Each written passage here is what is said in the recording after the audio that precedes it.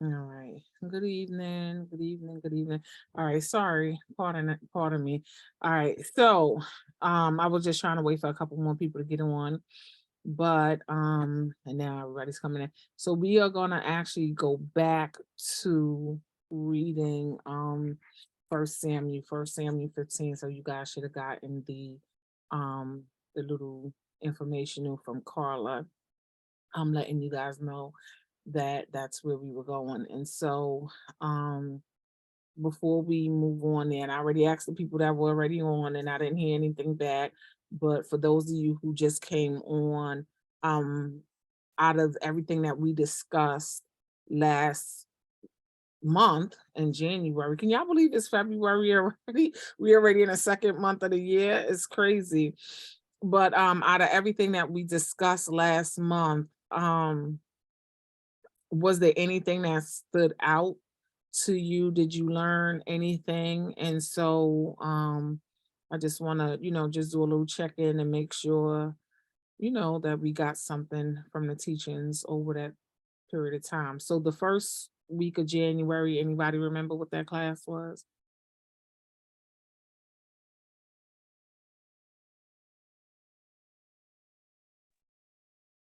I want to say it was like being saved, or are you saved, or what It it was, means to be saved, something like that.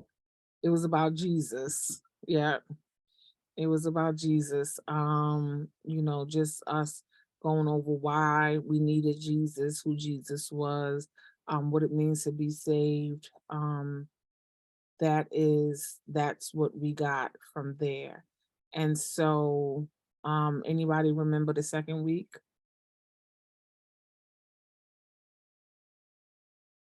Communion and community. Communion and community. Yep. And so what did we discuss when it came to communion and community? We talked about why we do communion, and just the remembering of his sacrifice. Um, and I know we talked about the Last Supper and the Judas and everything like that. Just how it must have felt to know you had an enemy at the table, but you still had to love them and things like that. Mm-hmm. Absolutely. And so was there any takeaway for you from you or anybody else with it? Just I guess for me, the sacrifice, the remembrance of the sacrifice, because I always knew, you grow up knowing it represents the body and the blood, but I never was really told, um, or maybe I just didn't really pick up on it being about this actual sacrifice itself and how significant that was. Mm-hmm. Absolutely. That was a huge one. And sometimes we don't know. I know that there was a image, and we'll probably, when we start communion, which will probably be in a couple of weeks, in here they used to put the visual from I can't remember the name of the, it was a movie and I can't remember the name of the movie for some reason. And I'm surprised that is leaving my mind, but just kind of giving you that visual to show what it was that Jesus went through so that we could remember it at that time. The Passion of the Christ. Has anybody ever seen that movie, The Passion of the Christ? Oh my goodness, yes. Okay. So just thinking, just thinking about that and just getting that visual for what Jesus actually went through for us. All right. And so week 3, what was week 3? Anybody remember? I think it was tithing and service. Mm-hmm. Tithing and service. What was your takeaway or what did you get out of that one? I got like that tithing was, it's not about money, Mhm. right? It's about building and like increasing your faith, like trusting that God will do whatever what he said he will do. Mm-hmm. Look, I had to hear more because I was like, oh gosh, she says not about money. What did I say? Yes, you're 100% right. You definitely will tithe in money, but it's really not about the money at all. It's definitely about your faith. It's definitely about increasing your faith, having the faith, that the Lord is going to do some things. Definitely we learned about, um, using wisdom when it comes to certain things. Of course, I'm not gonna say you're not gonna do, because you can do whatever it is that you're being called to do, but I've heard of, in some cases, people say, well, I can't tithe, or I have tithe and then I'm borrowing to pay my bills. Well, we need to probably reevaluate some things. But then it also made me think about something, how we can go into a situation where we will buy things and pay for things, and we don't really think about the percentage of it that we're using. Um, but yet and still, when it comes to something like paying tithes, we'll think 10% is just too much. And so that was some of the thoughts that I've had about it, and some of the takeaways from it. And even since we've had that lesson, I've even had some experiences where I needed God to really purpose it in my heart, what I give under certain circumstances, because that pressure that you can have to give sometimes, if it's, it doesn't call for me necessarily being a cheerful giver if I'm not really looking at it as the fact that I'm being obedient to something, or it's a sacrifice, and me having to discern whether or not I'm giving out of obedience, I'm giving out of sacrifice, or I'm just giving with cheerfully just giving with a heart to give because I want to be of help, or am I being pressured, And so those were some of my takeaways from that one. And then what is the fourth one? The one that we just went through. Fasting and praying. Fasting and praying. So did anybody have any takeaways from fasting and praying? I did. I use your acronym for pray. Mm-hmm. I use that now when I pray. I've restructured my morning prayer to include those 4 things. Mm-hmm. And definitely have found myself being tested on some of the things. I recently had a situation, and y'all know I'm transparent with y'all, so I'll just say it, where the phone company took $400 from me that I had no idea was coming on my account. So I called the phone company, and I'm just like, what's going on? So come to find out, it was due to a mistake by the merchant. When I bought my iPad, he put me on like a plan, and like a gig plan. If you guys know gig plans, if you go over them gigs, it's pretty expensive. And I found out that I had went over my gig by like 21 gigs, and it was $15 per every gig. So needless to say, my bill was $400. I had a moment where, and it kind of was like, it's really nothing we can do, even though I explained to them, like, no, he was supposed to give me unlimited. We had this conversation. So I just had a moment where I was like, calm down, Amber, it's just money. It's just money. And then I had to think, like, you had it, all of your bills are paid, you're fine. It is not that deep. So it changed my whole outlook. And I ended up talking to the manager, and I was just not upset anymore, but it coming from a place of like, I'm just very disappointed by this, because you know what I'm saying? So it ended up with her in saying, it's okay, because you've been disappointed, but we're going to go ahead and just take some money off your bill every month now. So instead of paying this amount, you're only going to pay this amount. We are very apologetic about it. And I wasn't expecting that, so it was like, okay, God, I see what you did there. And if I'd have been acting a fool over my $400, I wouldn't have had the 400 back, because they weren't giving that back. But then I still wouldn't have had this thing. So I definitely thought about our conversation that day. So thank you for introducing that acronym to me, because it just brings everything centered. Oh, well, thank you. And thank you for sharing that testimony. Prayer is a beautiful thing, just having that communication with God. And I really thank God for the moments that prayers are answered swiftly. And some prayers do take time. So I never want anybody to think that if a prayer is not being answered in a timely fashion, that is not gonna be answered. You know, some things God might just want to know, are we gonna pray? Are we gonna turn? How are we gonna respond? And then there's other things that might take some time. And that's a whole nother different level of, praying and what could be happening in the spiritual realm. But one of the things that happened this week, and one of my girlfriends had an event, and it was a caterer, and she paid the caterer in full, and the caterer never showed up on a day of the event, um, for whatever reason. And it was hours before they even responded. So hours into the event, they just had no food, no communication, no anything. And they wound up having to go and try to find food for the event. And Wow. so, yeah, so what happened then was she wound up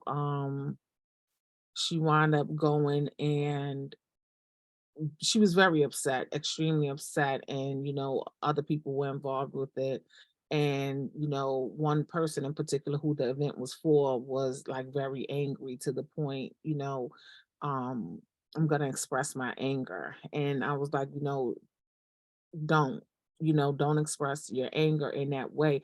Be angry, but don't express it, only because legally, you definitely have the case. And so because it was a contract and everything involved, and so therefore, since you have a case, you just want to present your case, and you don't want to sit here and be just as wrong as the other person, or you don't want to do anything that could get your case dismissed.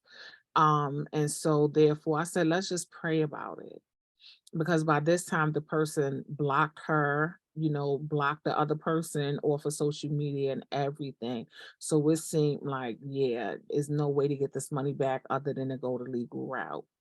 Well, what wound up happening at that point was we prayed, and we just prayed for everything about it, for there to be, definitely the compensation for, just all things. And, even for the other person, just to have peace in the process. Do you know that as soon as we finished that prayer, the person wound up reaching out to her? And I thank God for that, because it was like, wow, God, I'll tell you, I'll let you know. It was, the person wound up reaching out to her like soon as we finished praying. In addition to that, what I really loved about it was afterwards, she wound up telling the other family member about it, and the family member had a separate situation, because this is a wedding. So, there's a whole lot of um events around it, and a lot of people that you're dealing with. And so this is another thing where she's dealing with another vendor who was not coming through on the delivery of their promises, and so she is like ready to go off.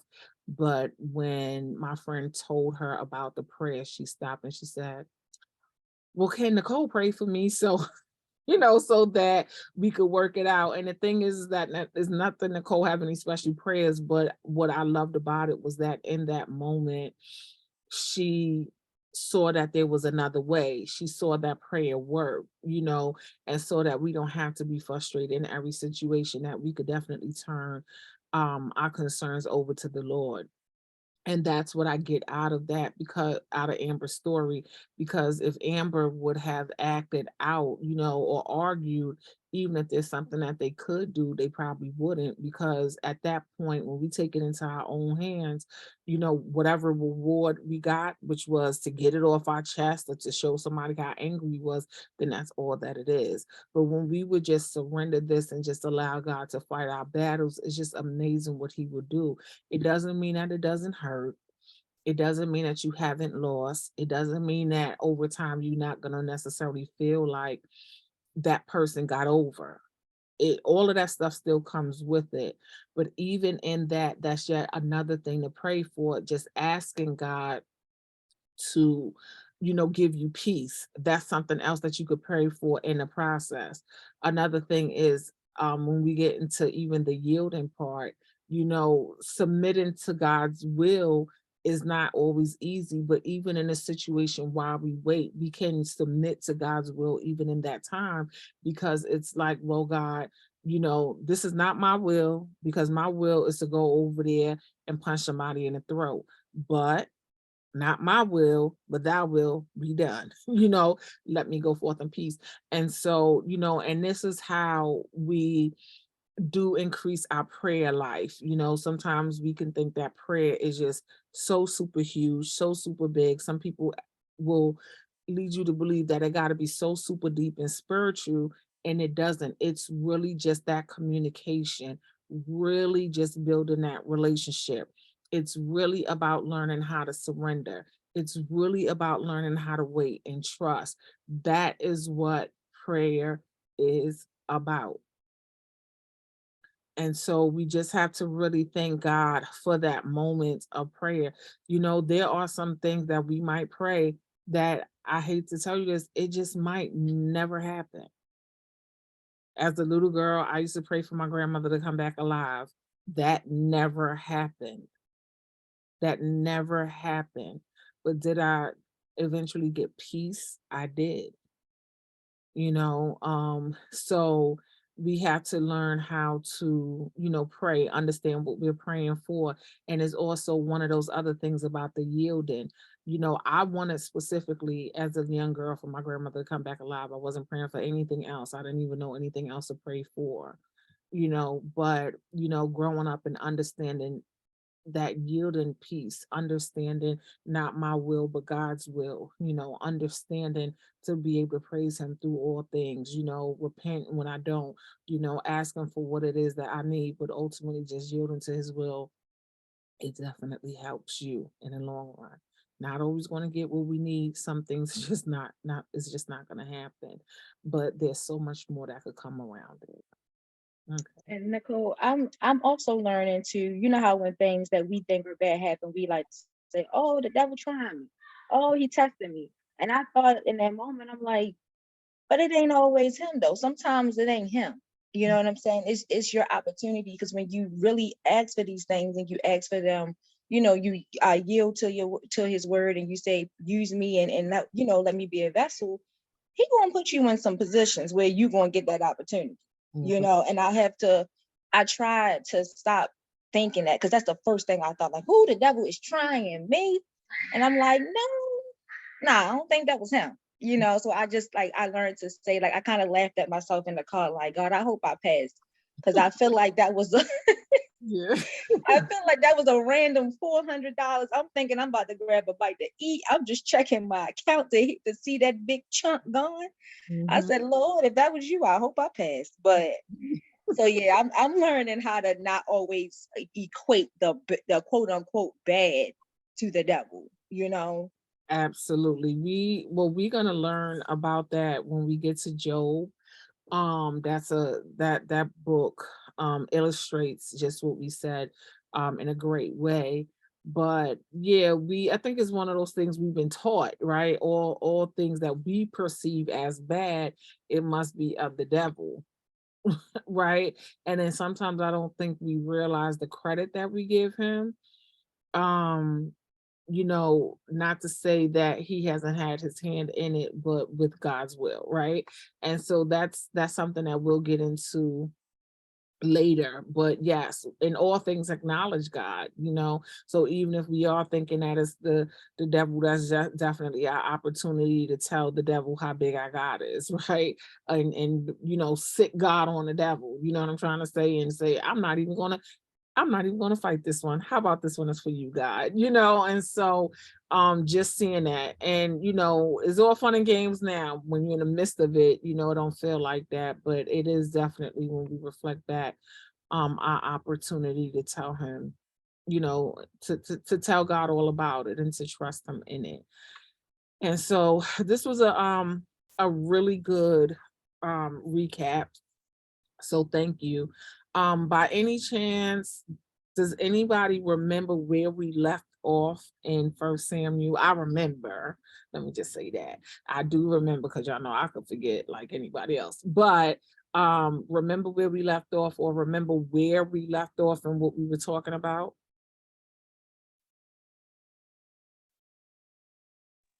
I think we left off when it was what was it what when he anointed I don't when he anointed Saul? No, was we over there? Yeah, we I had, know that's what. I think we had gotten past that, so we definitely covered that, yeah. All right. Mm-hmm. Yeah, we got past that. So what did we find Saul starting to do around this time?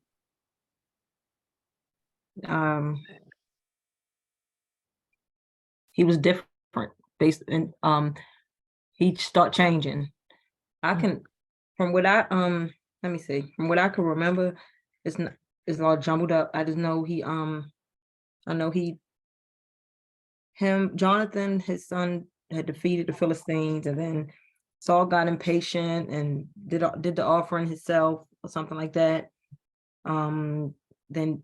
Then where I stopped, what I can remember last is that Jonathan had a plan. They split up, and Jonathan told the armor bearer that the Lord can help them, and then the Philistines invite them to fight or what have you, and that's where that's what I remember. It's me stopping. I don't know. I can't remember exactly where we stopped, but that's where I stopped. And well, yeah, I think that's kind of like where we stopped off, where we had stopped off a little bit. You know, we definitely saw the difference with Jonathan and how he handled the battle as opposed to Saul, and we saw that Saul was taking a lot of things into his own hands, you know, like his thought processes, like Saul was acknowledging the Lord, but he didn't quite get it. And today I had a discussion with another pastor who has visited the Bible study a couple of times. I don't know if anybody remember Pastor D, but we were having a discussion about this, and you know, and I was sharing with her how we had to go through this little break, right? And how we had to come through the cover some of the fundamentals. And her and I talked about Saul, and she just was reminding me, you know, the God didn't necessarily call Saul or want Saul, the people did. Now, for me, but God positioned Saul. It wasn't like Saul sought out the position. And so that was where I was a little stuck with it, you know, because remember in the beginning, Saul didn't know what he was going for. If I'm not mistaken, he was like looking for the donkey, right? And correct me if I was wrong, or he was, Yeah. okay, Yeah. right. Yeah. So he was looking for the donkeys, and he kind of stumbled upon this. And then even in the beginning, you know, he felt like, you know, uncomfortable. But one of the things that Pastor D was reminding me too, she was saying, but the people wanted Saul because of how Saul was in his stature. You know, Saul definitely looked the part. And so just going back to the people wanted somebody. The people wanted somebody. And we are going to see that, you know, Saul and his leadership is very different from the next leadership. And we know that the next leadership was definitely called and appointed by the Lord. And when we reflect back on Saul, we see what it's like when you are a leader and you're just placed into a position. Because see, sometimes you have to develop into a position. It's not about who a person is, but it's about the character of the individuals. You know, I don't like to make this a place of, you know, politics or anything, but just like what happened out there in Memphis, and I had a discussion, you know, with my friend, it doesn't matter the position that you put people in, it's about their character. And if a person's character is not good and a person's character is not developed, no matter what position they're in, they're going to have these character flaws. And so, you know, with Saul, he really didn't have that time. I think he knew what it was for him to do. You know, he knew what he had to do. You know, he was willing to make the sacrifices, but he really didn't understand it.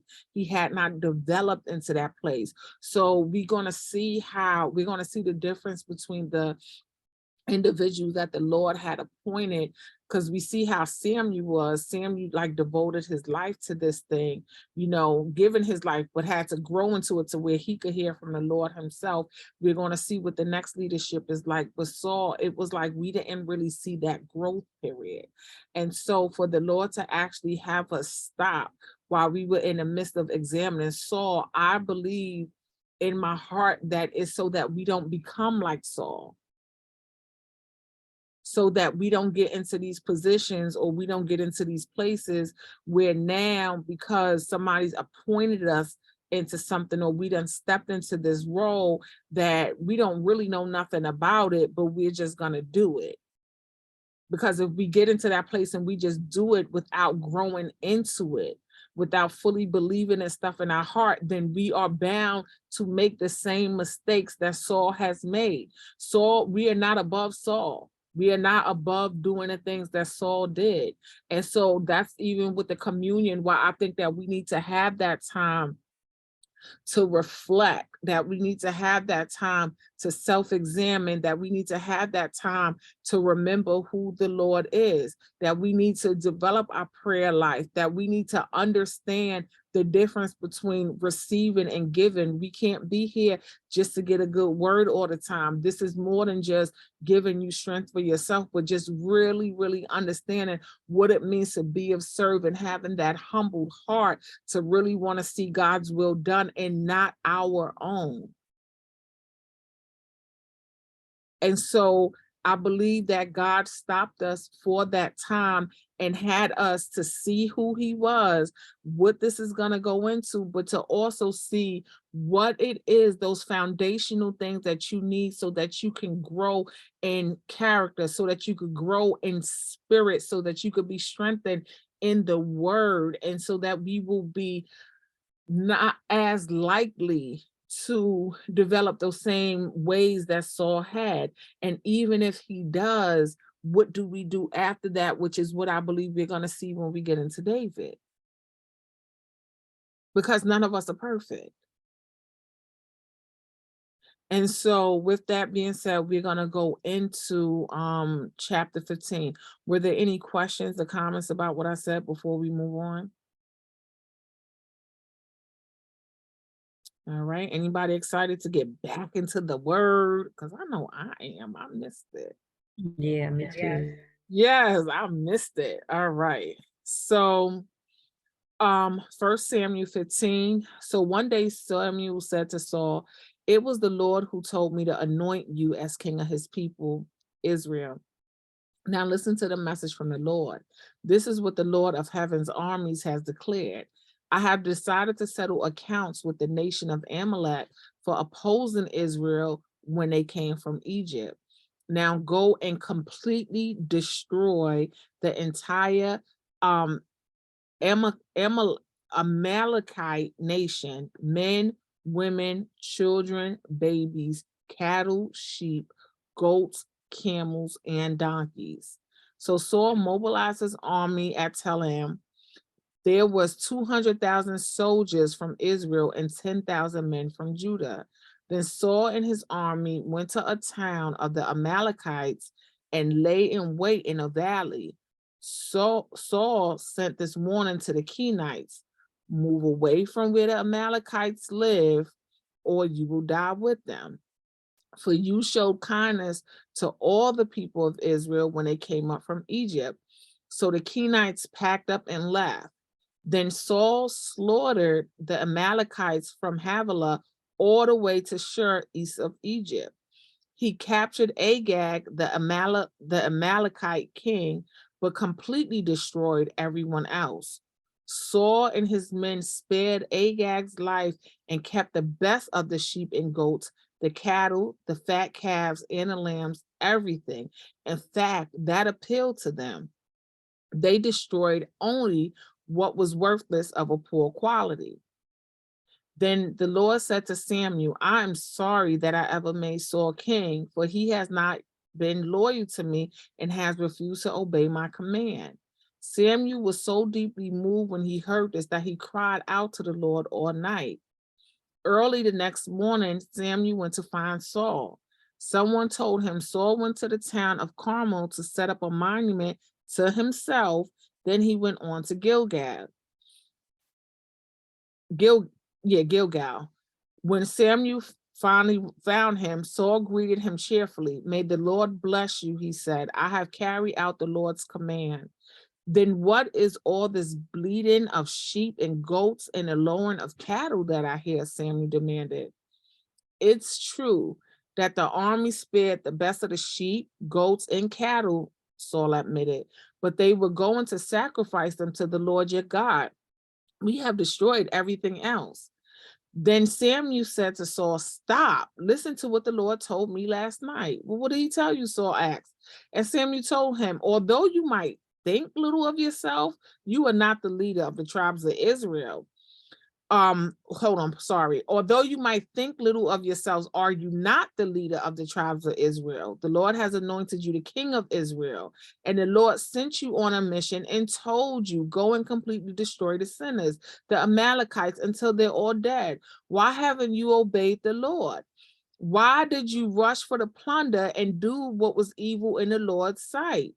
But I did obey the Lord, Saul insisted. I carried out the mission he gave me. I brought back King Agag, but I destroyed everyone else. Then my troops brought in the best of the sheep, goats, cattle, and plunder to sacrifice to the Lord your God in Gilgal. But Samuel replied, what is more pleasing to the Lord, your burnt offerings and sacrifices, or your obedience to his voice? Listen, obedience is better than sacrifice, and submission is better than offering the fat of rams. Rebellion is as sinful as witchcraft, and stubbornness as bad as worshiping idols. So because you have rejected the command of the Lord, he has rejected you as king. Then Saul admitted to Samuel, yes, I have sinned. I have disobeyed your instructions and the Lord's command, for I was afraid of the people and what they demanded. But now, please forgive my sin and come back with me so that I may worship the Lord. But Samuel replied, I will not go back with you since you have rejected the Lord's command. He has rejected you as king of Israel. As Samuel turned to go, Saul tried to hold him back and tore the hem of his robe. And Samuel said to him, the Lord has torn the kingdom of Israel from you today and has given it to someone else, one who is better than you. And he who is the glory of Israel will not lie, nor will he change his mind, for he is not human that he should change his mind. Then Saul pleaded, I know I have sinned, but please, at least honor me before the elders of my people and before Israel by coming back with me so that I might worship the Lord your God. So Samuel finally agreed and went back with him, and Saul worshiped the Lord. Then Samuel said, bring King Agag to me. Agag arrived full of hope, for he thought, surely the worst is over and I have been spared. But Samuel said, as your sword has killed the sons of many mothers, now your mother will be childless. And Samuel cut Agag into pieces before the Lord at Gilgal. Then Samuel went home to Ramah, and Saul returned to his house at Gibeah of Saul. Samuel never went to meet with Saul again, but he mourned constantly for him, and the Lord was sorry he ever made Saul king of Israel. And so with the ending of that of the reading, what are some of the things that you got from this story? Well, this is probably I'm probably a little off, but it reminds me of, these are the same Amalekite, I can't pronounce this. Amalekites as in Exodus? Is this the same like back in Exodus? Like I remember something like this, that like Moses and Joshua, like they defeated the Amalekites or something like that. I don't know if it's the same. Is this the same? I think they're all probably not the same exact individuals, but all Like that same place. in the same region. Yeah. Okay. Because the story sounds familiar, right? Yeah, it does. Mm-hmm. And so what are you getting from that? Was that just a question that you were stuck on, or did you? Yeah, well, it sounded familiar, the whole story. Mm-hmm. That he said destroy everything. Mm-hmm. And that wasn't done back then as well, like when he said, Okay, so I'm going to write that down. So they're destroying everything. So that's one thing we got from it. All right, anybody got anything else from the reading? Can you hear me? Now we can. Okay. How he pretty much how he just took his the word and he kind of interpreted it in his own way. Like we said, we saw him in that because he really was like, wait, what? I did do that. I bought the best bag. Like, he really didn't understand. Even though he didn't listen, there, the instructions were pretty clear, I thought, but he still found that like his own interpretation of it. Mhm. All right. His interpretation of the word, his own way of understanding. Okay, that's a good point. Another point.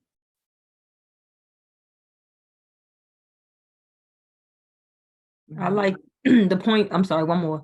The fact that Agag or whatever thought that he was clear, like, like everything else happened, but he's been like, he felt like he was gonna be spared.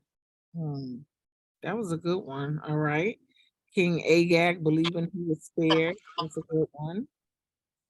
All right. Anything else? But Um, it was, sorry. All right.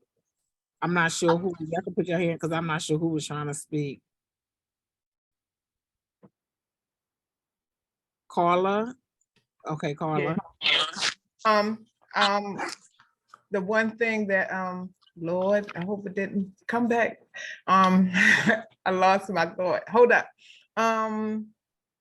Oh, that, so although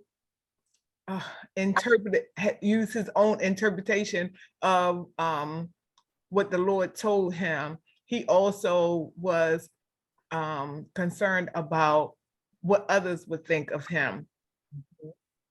All right, good. Concerned about what others would think. All right, that was good. All right, was there somebody else that was trying to get something through before? yes, it was me. Okay. And also the way he kept pleading, and he was asking him to, well, it was actually, he kept pleading with him. It was like twice he kept doing it, right? Like asking him to come back, what he wanted to do, come back or something. Because he told him, but I'm trying to get it. But that's when the part where he was pleading with him. He was asking Sammy to come back with him and honor him Right. before this. Yeah, saying that coming from him, and after all, he did still like, you know, I don't know, it was like he asked for forgiveness or not, but he like he still wanted to come back. All I right. don't know how to say it, Well, we're going to discuss it. You said it fine. All right. So we're going to unpack this a little bit. So when it comes to the destroying everything, like Katrina pointed out, we have seen this before. And so when God gives us instructions to do something, we're supposed to carry those instructions out. And this is a clear example of that, because we have to understand that, we are definitely humans. We are definitely humans. I think I have given the example of when I worked at 911, and you would have, we had the floor where, on this day you could go and you could be a person who worked the floor. And then if you got a promotion, like we used to eat together, we used to sit down together, we used to talk among each other. But then when you became a supervisor, then you were set apart, and there was a supervisor's break room. The supervisors were not allowed to eat with us. And you could just imagine what that might feel like to a person. To one day I went from being one of you to the next day I'm being set apart from you. And, just that whole, well, either these are my friends or these are my peers, or this is something that I'm not really comfortable yet because I don't fully understand my position. But we have to remember that when we are put in a position, it's not really just about the position, but it's about the purpose, and we should be living for the purpose. And this particular situation, in any situation that concerns God, God's will should be our purpose. And so if God tells us to do something, we need to do it. And it is very hard for us to do. This week at church, the pastor had gave a message, and he said it was called like Kiss and Say Goodbye, something like that. It was a really good message. I could send it to anybody who would want to hear it.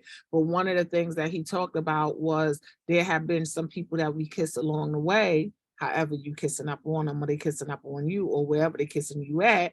But there's some people that we kiss along the way, and we get these attachments to people, but we need to learn how to kiss and say goodbye, because those people are not going to be able to go with us on our next journey. And so it doesn't matter what they have done for you. It doesn't matter who they were to you. You got to say goodbye to them, because the Lord is telling you that's what you have to do. Prime example, you guys know me leaving, doing hair. I did not want to do it. There was always a handful of people that I said, I will be with them till the wheels fall off, and I meant that for the life of me. But when God said, no, you have to leave them alone. And even when I thought, well, I'll weed them out, there's just some people I could just go ahead and, I could just have this person to, do my hair, or I do that. Like Deshawn, for example, Deshawn does sister locks, I couldn't do her hair, and she does my hair. Even if she does me a favor, I couldn't do it for her. Why? Because then I would be disobedient. I would be being disobedient to what the Lord said. The Lord said I could not take nobody on anymore. And so we have to learn that it's not about what I want or what I feel or who I'm going to offend. We're going to get to those places the more we are on this journey where we got to leave people alone, and we have to be obedient, because if we're not obedient, then we are being disobedient. And it's just flat like that. You're being disobedient flat out. And so, we have to think about those things. It's not going to feel good to cut people off. It's not going to feel good to cut people off. It's not going to feel good to leave people behind. None of that stuff is going to feel good. I could tell you now, it's going to be very painful. And we can't sit here and think that just because we're doing something, and now we're getting into that second point of interpreting the word his own way, well, his understanding is, well, if I, just give these sacrifices, that's all that the Lord wants. That's all that he wants. I know the law, and the law says that if we make these sacrifices and we make these, but no, that's not all that the Lord wants. If that's what you think because it's what you've been taught, then you don't know the Lord at all, and you don't understand your position, and you don't understand what he's calling you to. There are going to be some things that it'd be like, well, I don't know, but the word says this. Well, we can't always be, I feel like I'm saying something in contradiction, but so bound to the word of somebody's interpretation of it that we've been taught that we don't really understand what it is that God is trying to tell us. Why would we ever think that we could just sit here and be disobedient to God, and then we just going to offer these sacrifices and everything is going to be okay? The funny thing is that I'm saying that, and we do that all the time. Well, I'm going to keep on doing this. And we make these excuses for people and their sins all the time. We make excuses because our sin feel good, because there's things that we don't want to give up.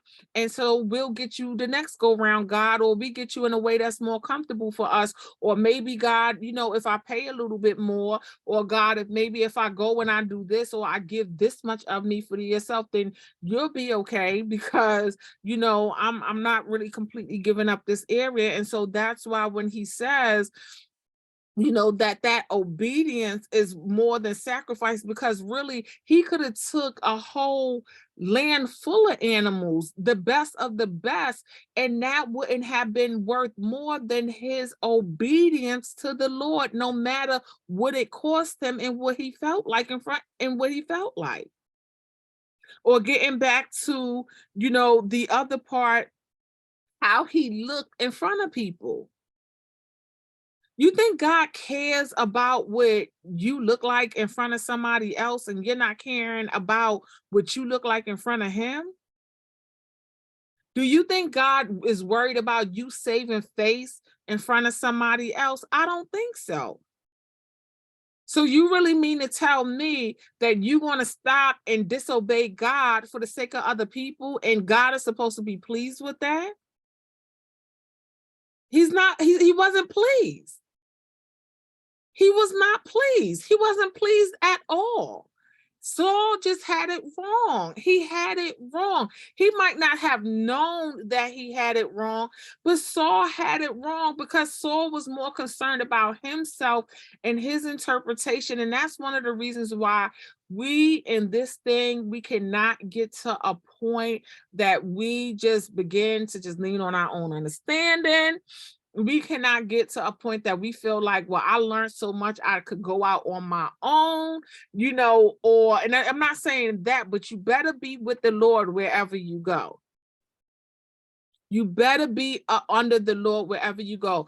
I have been struggling in the last couple of weeks with this covering thing, you know, because people, and that's a word that people like to use, covering. Well, what is a covering? What does that even mean? And, you know, I still have my concerns with the terminology, but what I love is, for the most part, the definition of just really being accountable to somebody. One of the reasons why, like, I like last week and the last couple of weeks when I had the little PowerPoint and we were able to look on a screen and reference some things, but one of the reasons why I don't do a whole lot of PowerPoints is because I don't come in here with any plan on what I want you to get out of the lesson. One of the reasons why, even with my braces, which I just had tightened yesterday, and so it hurts and it's hard to pronounce some of these words and it's hard to get it out. But one of the reasons why I push through it is because when I read this word, I need you to hold me accountable to it. I need that whatever it is that I tell you, that I'm going to be held accountable. So I'm not going to sit back in my own time and I'm not going to read a scripture, or I'm not going to read somebody's commentary on a scripture and then write these notes and tell you what I want you to get. No, when I go to speak before you, I need you to hold me accountable to this word. And that's why I always ask, what are you getting out of it? Why? Because I need you to be able to say, Nicole, I don't know what the heck you just read, but that doesn't make no sense. So that's not even written. Because believe it or not, it happens all the time. Or what can begin to happen is that if I have a personal problem with somebody on here and I feel like I want to correct you because I don't think you're doing right, or I don't think that what you're doing is something that I want you to be doing, then I could take this word and I could write it in such a way to make you feel some kind of conviction and try to force you into stopping, because we can use this thing to manipulate. We could do anything that we want to do to fulfill our own selfish desires. And that's what we see Saul doing.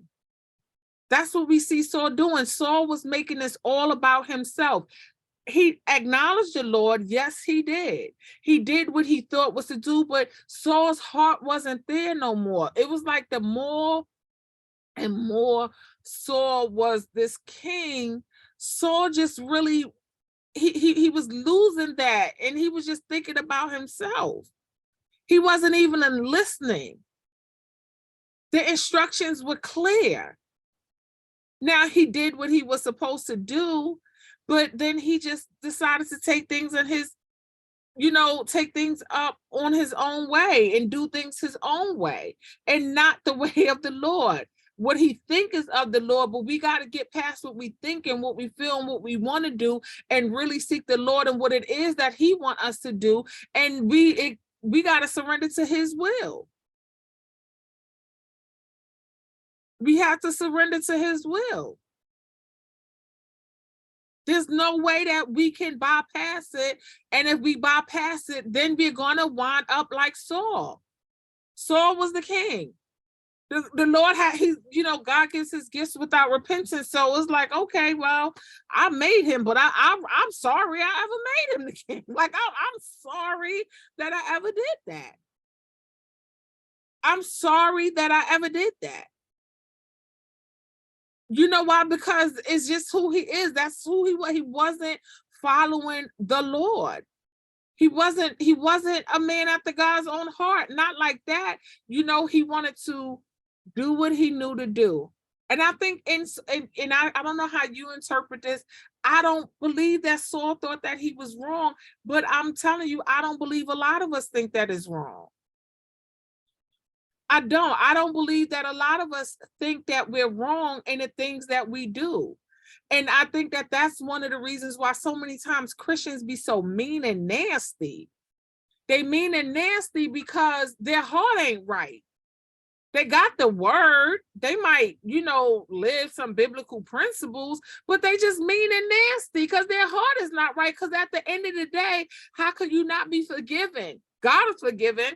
How could you not show grace? God shows grace. How could you not be willing to sacrifice? Jesus sacrificed his whole entire life.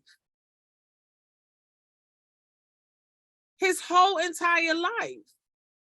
And that's one of the reasons why we're suffering the way that we do. That's why we do the things that we do. Oh, I don't like it here, so I'm going to get up and go. But did God tell you to go? Or did you want to go? Or did God tell you to go and you want to stay? Did God tell you to leave that man alone, but you still want to keep on screwing him? I mean, that's your choice. Then you wonder why you suffering. And then we go back and we get to that place where we're like, why am I stuck in the place that I'm stuck in? Well, if we remember when we read a couple books ago, when God said, well, I'm going to leave you to your stuff.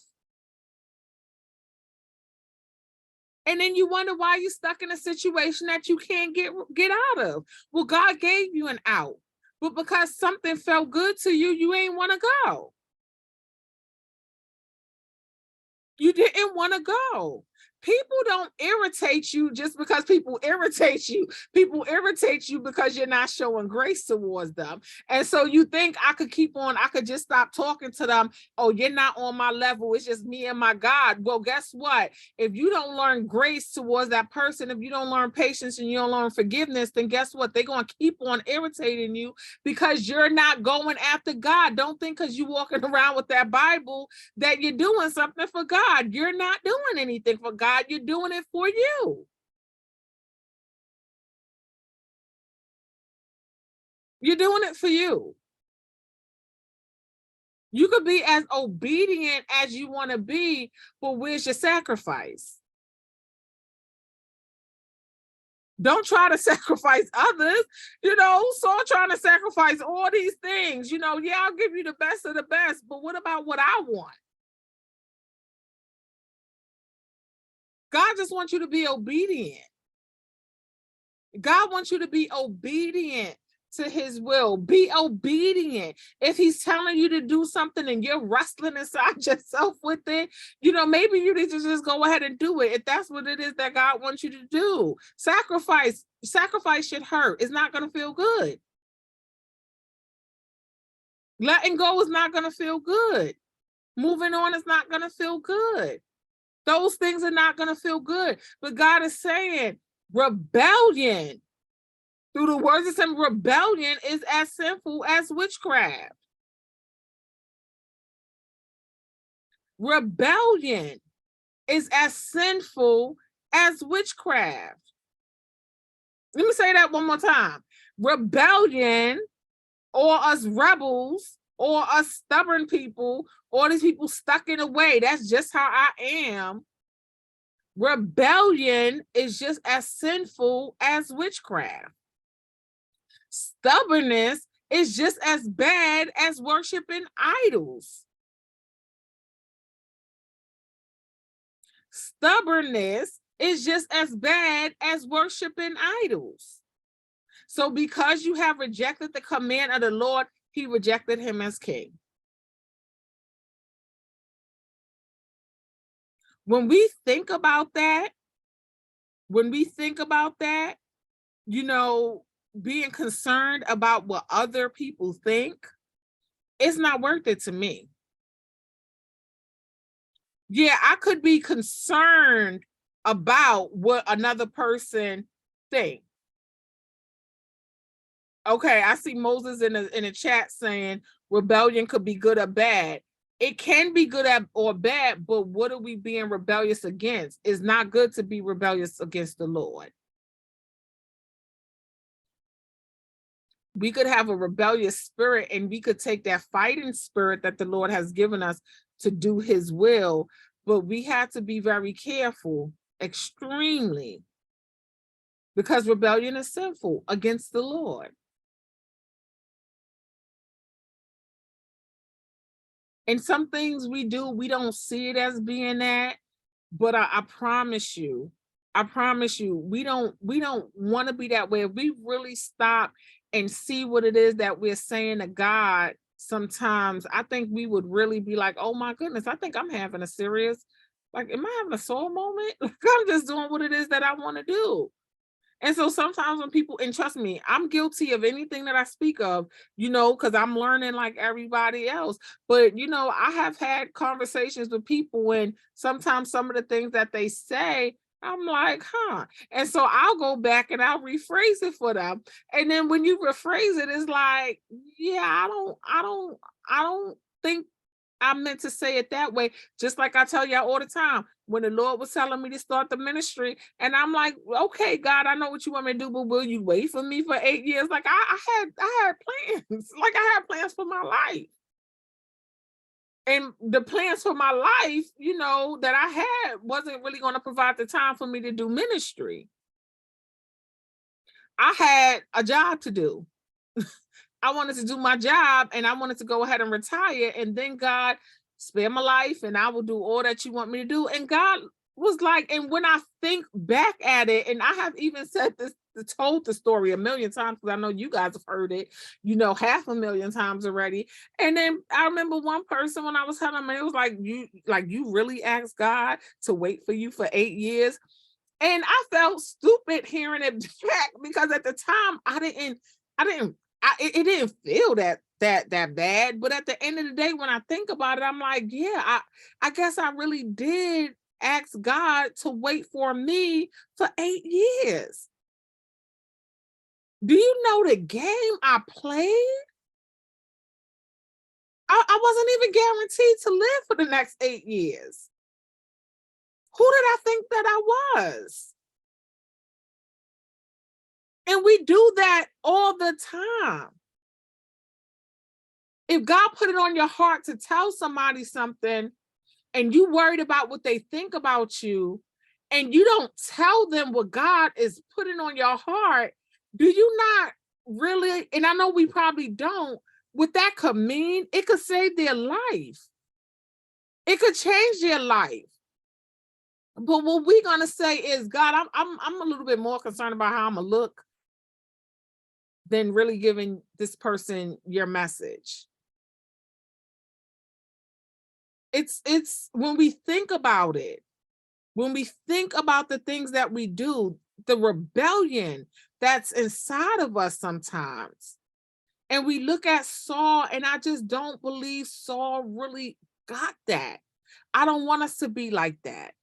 I don't want us to be like that. I don't want us to be like that. I don't.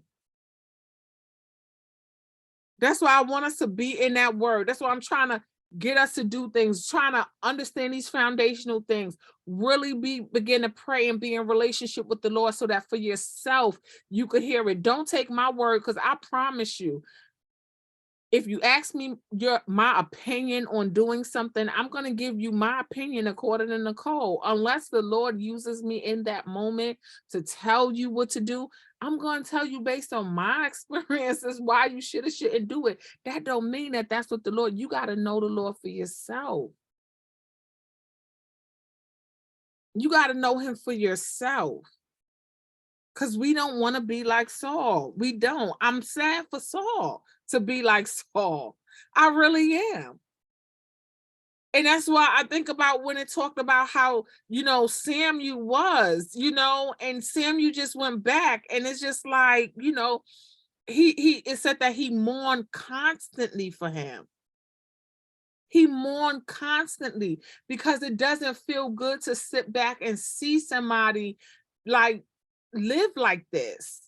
It doesn't feel good to sit back and see somebody live like this. But people live like this. They do. People live like this. We get high and mighty, we get full of ourselves, and it's painful to watch because at the end of the day, we know what it's really about.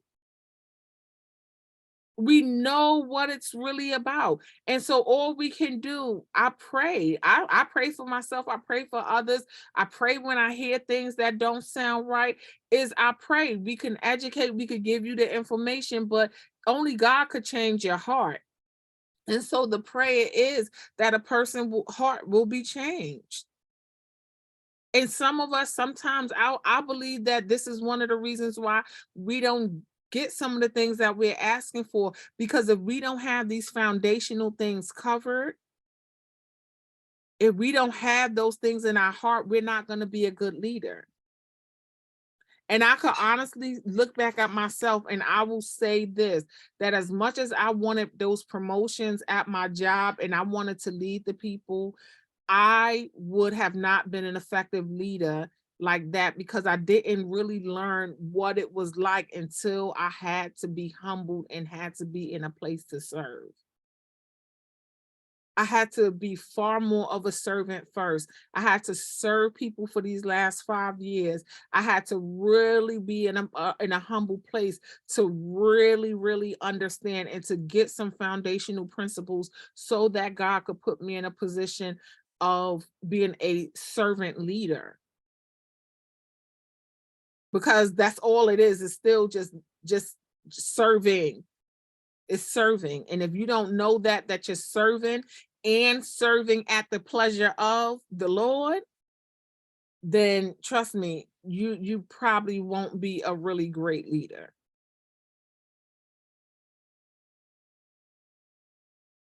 And then we also had to be careful. One of the points that was made about King Agag believing that he was spared, that's the thing about, some of the people who are in positions and give us a false sense of hope when we follow somebody else. King Agag don't understand that Saul really never had the power to save him or not save him.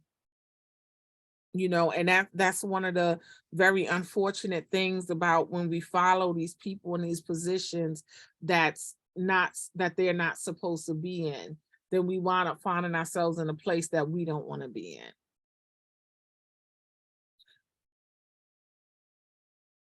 And so, I hope I covered, did we cover everything that everybody pointed out? Was there anything anybody wanted to add? Anything that stood out to you? Anything that you disagree with? Any thoughts, comments, or questions? Just like when you have the relationship, and like you said, when we are stubborn and we know we're rebelling, it's like, because I had a moment like that not too long ago, where I had to actually repent for, because it was a lot of me in it. It was a lot of me in it, and I just had my feelings about this particular person, and I'm just like, well, I'm just not going to go into class from that day. Like it was a subbing situation at the school, and the person who they sent into sub doesn't really care for me because of like she's friends with someone else who doesn't. So it's a whole thing. So like the morning time when I was trying to settle the kids down, she came in the room, not a good morning, not a speaking, not anything. And I even had a moment where I was just trying to let her know, when you take attendance, because this one particular class, the kids kind of strolling a little late. So when she was taking attendance, it was like 5 kids in the room. So I was letting her know, like, they're going to come in a little later if you're thinking that they're not going to be here. So just wait to mark them absent. And it wasn't a thank you. It was just this real weird vibe of her. And I had kind of made the choice that day. I was like, well, you know what? I'm not going to stay in the classroom, because I know if I stay in here, I'm gonna end up doing the job that I'm not getting paid for. But I felt I felt real convicted about it, and I actually ended up repenting to God, because I was like, God, I know what I probably should have done. I should have just stayed it out, and I should have just, you know, shown you, and that was an opportunity to, despite all of the personal feelings, to still show up in him, like what he would have done, and to stay in the classroom and to actually be that person. So I actually kind of repented for that, because there was a lot of anger in it.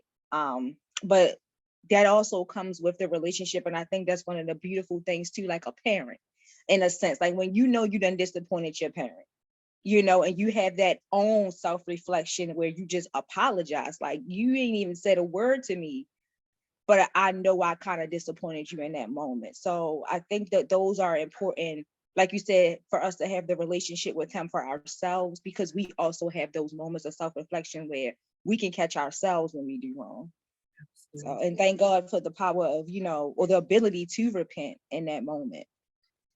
Absolutely, absolutely.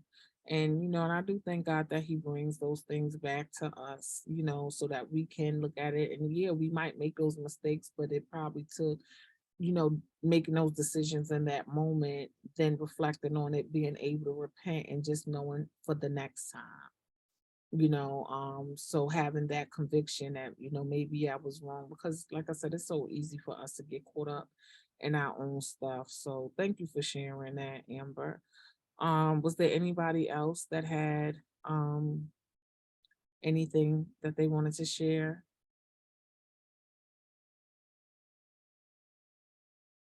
All right, did you learn anything? Was there any takeaways? Yes, yes. I learned a lot. Just like you was talking about, with God telling you about things, and even though you have like family members, and I have sometimes my sister, I go other places, you got to be careful, even though you go with people, and what she was, and I go out sometime with her. It's like she has an attitude when she go places. And one time we was, even like here in the train, the way they doing things to people on the train, she gets that. And I was telling her about that. But then, I was saying too, I gotta be careful when I go, but I go with her to help her out. So, but still, you still gotta be careful. I just learned, just hearing what you were saying about being obedient to the Lord, and just, when He tell you don't do something, you gotta really, really hear Him, really, really hear and do what He tell you to do, like you said. And you wonder why when you get in situations, you know, disobedient. Do. We definitely do. And it's not easy. It's really No. not. It's not gonna be easy, to tell people stuff, Mhm. or the Lord use you. It's not gonna be easy to do some of the things that the Lord is calling you to do. So I'm not gonna say that it is, No.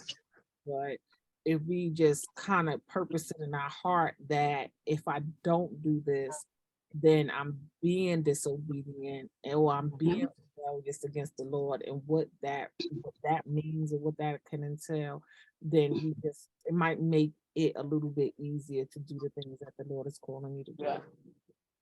Thank you. Thank you. Anybody else? Yes, for us, the obedience is just, it made me realize. I mean, I already know about being obedient, but like you had said earlier, it's no such thing as partially obedient. If he tell you to do something, well, I did this, but not that. You got to do the whole thing and follow directions exactly as it's given to you. Yeah. That's a really good point, because we do, like, I did this, or I'll do that, but I ain't doing that. That you could have. That's for somebody else. You save it for somebody else. You know, I don't know if you guys know, I don't like praying. I don't like praying in front of people. That is so uncomfortable for me. It always has been. I don't like it. I don't like it at all. You know, I like having group discussions. I like doing this part of it, but I don't like praying. You know, and that's why I'll be trying to give it to somebody else. But I have to, you know, I have to, especially if I'm encouraging you guys to do it, then I have to do it, you know, and I can't have that, you know, I can't say, well, you know, we just gonna make this a group thing and God, you know, praying, that's just not my ministry, you know, and but I have to be obedient to the whole thing. I cannot be disobedient. And so I'm gonna have to, you know, put my feelings aside and I'm gonna have to do it, you know, whatever it is. And it's not comfortable all the time, but you know, at the end of the day, I have my real, I think I disobey God several times in a day. So I'm not gonna sit here and say that I don't, but I don't want to willfully disobey him, you know, like if I catch it and I know that this is something I'm just being rebellious about, then I'm like, all right, let me catch myself because I'm not really trying to be that. I'm not trying to do all of that. And so you know, we just got to learn how to be careful, you know. Um, and so I do think you guys